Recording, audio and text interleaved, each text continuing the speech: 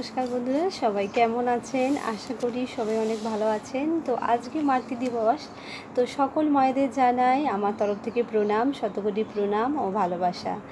জানি বন্ধুরা, আলাদাভাবে মাতৃ দিবস উপলক্ষে কোনো লেখা বা কবিতা যতই আমরা লিখে থাকি, আলাদাভাবে কোনো কিছু হয় না, কারণ প্রত্যেকটা দিনই আমাদের সন্তানদের কাছে প্রত্যেকটা দিনই হ্যাপি মাদার্স ডে।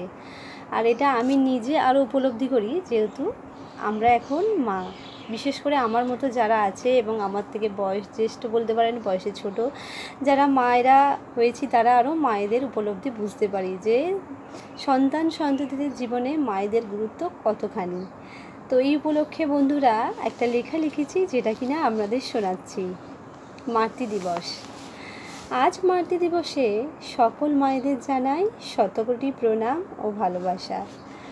জানি আমরা সকলেই মায়েদের কখনো আলাদাভাবে বলতে লাগে না হ্যাপি মাদার্স ডে বা মাতৃ দিবস, কারণ আমরা সন্তান সন্ততিরা মাকে ছাড়া ভাবতেই পারি না। মায়েরা শুধু মাই হয়, তাদের নিয়ে লিখতে বা বলতে গেলে লেখা বা বলা শেষ হয় না। মায়েরা এক এক সময় এক একভাবে সন্তানকে শাসন করে বা ভালোবেসে থাকে।